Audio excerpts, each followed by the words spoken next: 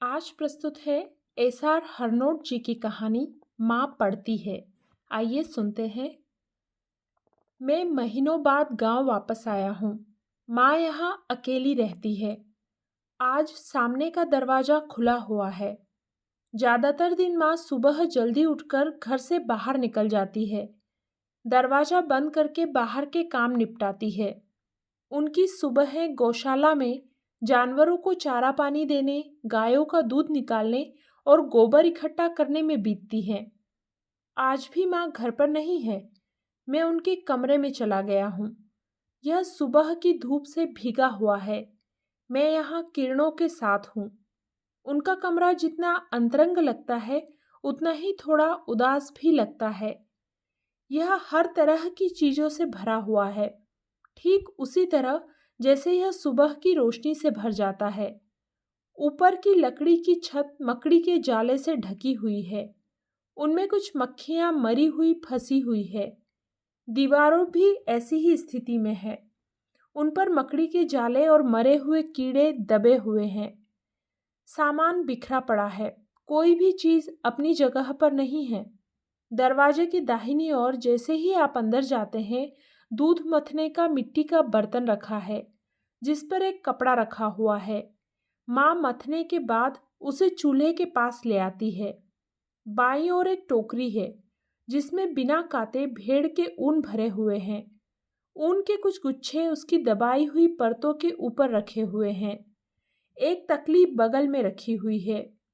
एक कोने में खजूर के पत्ते बिखरे हुए हैं और उनके बीच खजूर के पत्तों की लटों से बनी कुछ चटाइयाँ रखी हुई हैं। दूसरे कोने में एक पुरानी छोटी सी मेज रखी है, जिस पर टीवी है।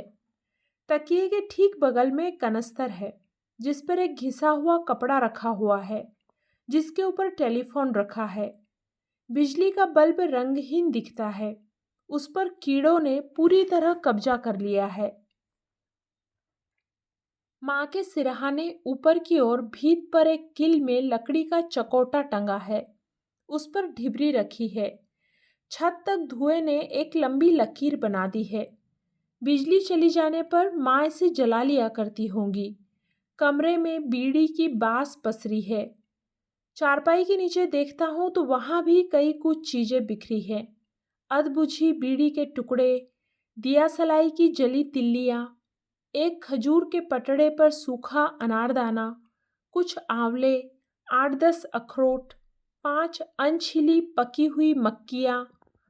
एक दूसरे में उनके सिरे एक डोरी से बंधे हैं। नई फसल की मक्कियाँ देवता के लिए रखी होंगी। 2-4 गठरियाँ जिनमें कई किस्म की दालें हैं। इतनी चीजें माँ के साथ रहती हैं, उनसे जुड़ी हैं, उनकी संगी साथी हैं। लेकिन मैं इन सब के बीच उस कमरे में अकेला पखला बैठा हूँ। वह जैसे मुझे पहचानने का प्रयास कर रही हो। कभी लगता है कि वे सभी मेरा उपहास उड़ा रही हो। माँ, घर, आंगन, द्वार, खेत, खलिहान, जमीन, जायदाद सब मेरे हैं, पर मैं आज इनसे कितना दूर चला गया हूँ। सूरज घर की छत के कोने से कुछ आगे सरक गया है। किरणें सिमटती हुई आंगन में चली गई हैं, कमरे के उजाले को अपने साथ लेती हुई।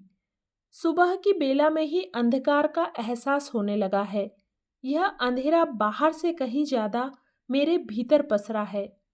हालांकि मैं माँ के कमरे में हूँ, उनके बिस्तर पर बैठा स्नेह की गंध में भीग गया हूँ, लेकिन बरसों घर से बाहर रहने का एहसास उस स्नेह को मन तक नहीं पहुँचने देता।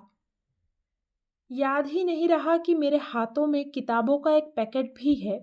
इन नई पुस्तकों को मैं माँ को भेंट करने लाया हूँ। आज तक एक भी पुस्तक छपने के बाद उन्हें नहीं दे पाया, न ही उन्हें कभी पुस्तक विमोचन समारोह में ही बुला पाया।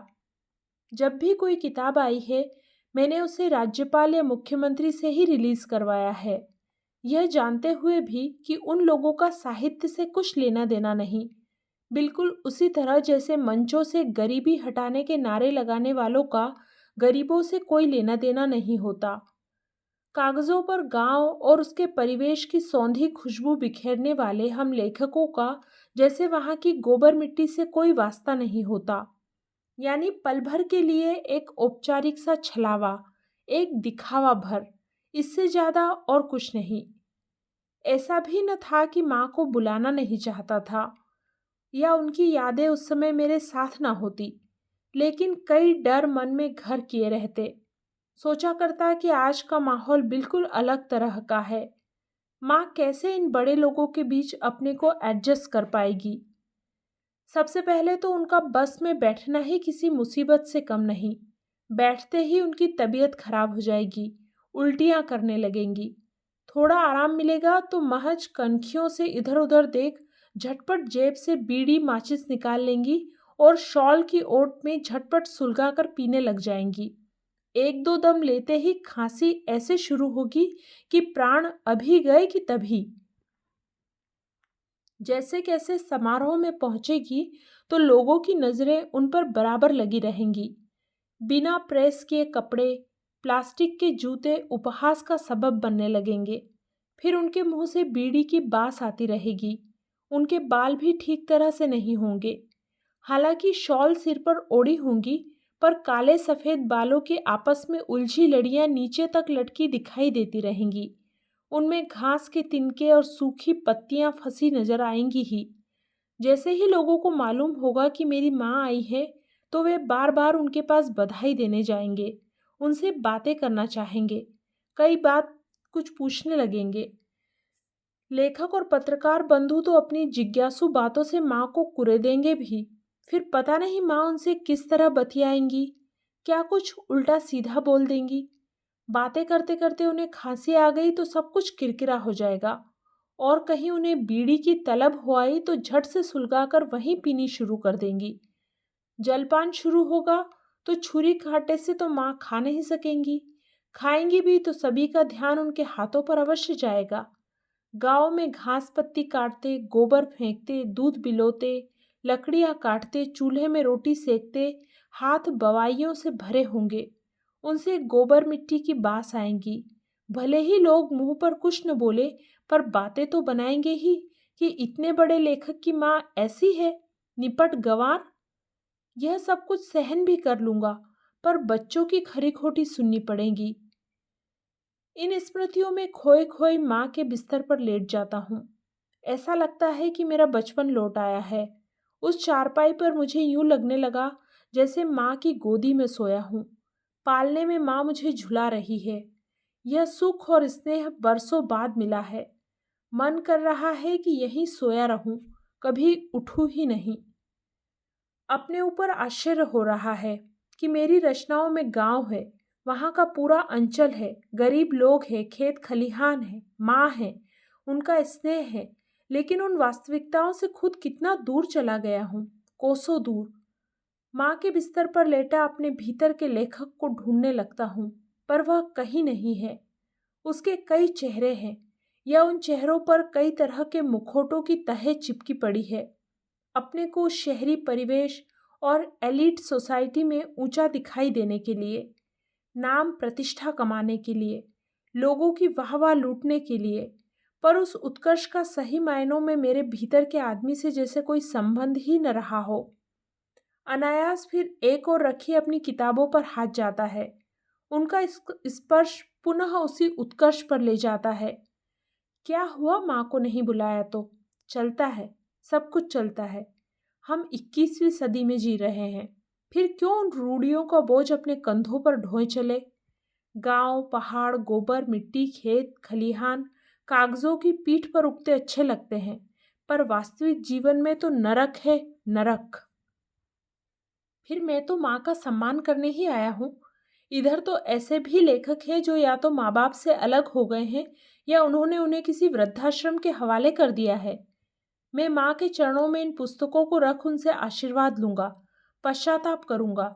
वे खुश होंगी कि उनका बेटा कितना बड़ा आदमी बन गया है, लेखक हैं। वे पुस्तकें जैसे मेरे अहम को और भी भव्य बनाए जा रही हो। यही सब सोचते विचारते सहसा माँ के सिरहाने पर हाथ जाता है। कुछ चुभता हुआ सा महसूस होता है। मैं लेटे लेटे दायां हाथ पीछे करके सिरहाने के नीचे डालता हूँ। चौंक जाता हूँ। हड़बड़ी में उठता हूँ और सिरहाने को एक तरफ हटा देता हूँ। कोई किताब है। बाहर खींचता हूँ तो स्तब्ध रह जाता हूँ। आंखें उसके आवरण पर धंसती चली जाती है। मेरी सांस रुकने लगी है। जिस्म का सारा खून जैसे शिराओं में जम गया है। यह मेरी ही नई पुस्तक है। पागलों की तरह सिरहाने की तरफ के खिंदड़ों की तहों को हटाता हूँ और उसके नीचे पड़ी सभी किताबों को बाहर खींच लेता हूँ। सभी मेरी है। भ्रम होता है कि अतीत में विचरते हुए कहीं मैंने ही अपना पैकेट वहां तो नहीं रख दिया था, पर वह पूर्ववत था, मेरे ही पास पड़ा हुआ। उसे खोलता हूँ। जो पुस्तकें मैं लाया हूँ वे सभी उसी में हैं। माँ के सिरहाने तो उसकी दूसरी प्रतियां हैं। पहली पुस्तक हाथ में लेता हूँ। उसे उलटता पलटता हूँ। उसके भीतर पृष्ठों में जगह जगह घास के तिनके और कुंबर फंसे हैं। पतझड़ का मौसम कमरे में समाने लगता है। सोचता हूँ कि माँ जब घास काटने घासनी में जाती होगी तो वहां बैठकर उसके पन्नों को उल्टा पुल्टा करती होगी। दूसरी पुस्तक उठाता हूँ। उसे देखने लगता हूँ। उसके पन्नों से सरसों के फूलों की भीनी भीनी खुशबू आने लगती है। पन्नों को उलटता पलटता हूँ। कई जगह नन्हे पीले फूलों की पंखुड़ियाँ चिपकी है। एकाध गेहूं की बाली भी है। मेरा मन बसंत हो जाता है। माँ जब खेतों में साग चुगने जाती होगी तो बैठकर पहले बीड़ी सुलगाकर अपनी थकान मिटाती होगी और उसके बाद किताब के वर्कों को देखती बदलती रहती होगी। अब तीसरी किताब हाथ में लेता हूँ। यह मेरा उपन्यास है। उसके भीतर से रात की रानी की खुशबू आ रही है और कमरे में फैलने लगी है। अनायास ही नजर आंगन के उस पार चली जाती है। वहां रात की रानी का पौधा है। कितना बड़ा हो गया है। उसकी टहनियां चारों तरफ बिखरी हैं। मन बहुत पीछे चला जाता है। गर्मियों की रातें जब चांदनी से नहाई होती तो माँ अक्सर मुझे गोदी में लिए यहाँ बैठा करती, कई कहानियां सुनाती। किताब के पृष्ठों के बीच रात की रानी के फूल पड़े हैं। माँ इस किताब को चांदनी रातों में वहां बैठकर देखा करती होगी। चौथी पुस्तक में आटे और लस्सी की सुगंध रची बसी है। पृष्ठों पर जगह जगह आटे सने हाथों की उंगलियों के निशान हैं। कहीं कहीं मक्खन की चिल्हट ने अक्षरों को मिटा दिया है। माँ रोटियां पकाते या फिर दूध पिलोते समय इसे निहारती अवलोकती रहती होंगी। पांचवी कृति अब मेरे हाथ में है। उसके पन्नों से घने अंधेरे की गंध आने लगती है। उसमें बीड़ी की बास घुल मिल गई है। पुस्तक के वर्कों को देखता पलटता हूँ। कई जगह अक्षर धुल गए हैं। बीच बीच में जली हुई बीड़ी की राख भी लगी है। एक जगह मरा हुआ जुगनू चिपक गया है। शायद उसे माँ घनी रात को बिस्तर पर हाथ में लिए बाँचती होगी। मेरी याद आने पर रो लेती होंगी और फिर देर रात तक यूं ही बैठी बीड़ी पीती रहती होंगी। अब छठी पुस्तक सिरहाने के नीचे से खींचता हूँ। मन अस्थिर होने लगा है। भीतर बौखलाहट होने लगी है। माथे से पसीना चू रहा है। उस किताब के भीतर पिता की कई पुरानी तस्वीरें हैं। उनमें कहीं माँ है तो कहीं मैं हूँ। माँ अपने इस लेखक बेटे के वैभव और उत्कर्ष को पिता के साथ स्मृतियों में बांट लिया करती होंगी। उसे किनारे रख सिरहाने में फिर कुछ ढूंढने लगता हूँ। बिस्तर की तहों में एक और किताब मिलती है। उसे निकालता हूँ। वह 7वीं पुस्तक है। देखता हूँ तो आश्चर्य की सीमा नहीं रहती। यह नई किताब है जिसका विमोचन सप्ताह पूर्व ही हुआ है। उसके वर्कों से गोबर की गंध आ रही है। बाहर भीतर कई जगह गोबर सने हाथों के निशान पड़े हैं। एक दो जगह भेड़ की सफेद ऊन के रेशे भी चिपके हैं। माँ उसे गौशाला के आंगन में पशुओं के बीच बैठकर देख लिया करती होगी। आंखों से आंसुओं की झड़ी लग गई है। याद नहीं आता कि अपने जीवन में कभी इतना रोया हो। मेरे भीतर का समस्त वैभव, उत्कर्ष, बड़े बने रहने का दंभ बूंद बूंद माँ के बिस्तर पर झरने लगा है। मैं जैसे उस बिस्तर की तहों में खटमल की तरह घुसता धंसता चला जा रहा हूँ। मेरा रोआ रोआ अचरज और शर्मिंदगी से भर गया है। सिर टांगों के बीच धंसता जा रहा है। इस दीनता हीनता की स्थिति के बावजूद उस रोने का कोई सुख मुझे अधिक गिरने नहीं देता। ऐसा लगने लगता है कि माँ के कमरे की वे सभी चीज़ें मेरे अंतस में अगाध स्नेह और ममता का सागर उड़ेलती चली जा रही हो, सामान्य और सहज होने में मेरी भरपूर मदद करती चली जा रही हो। मैं अपने को संभालता हूँ।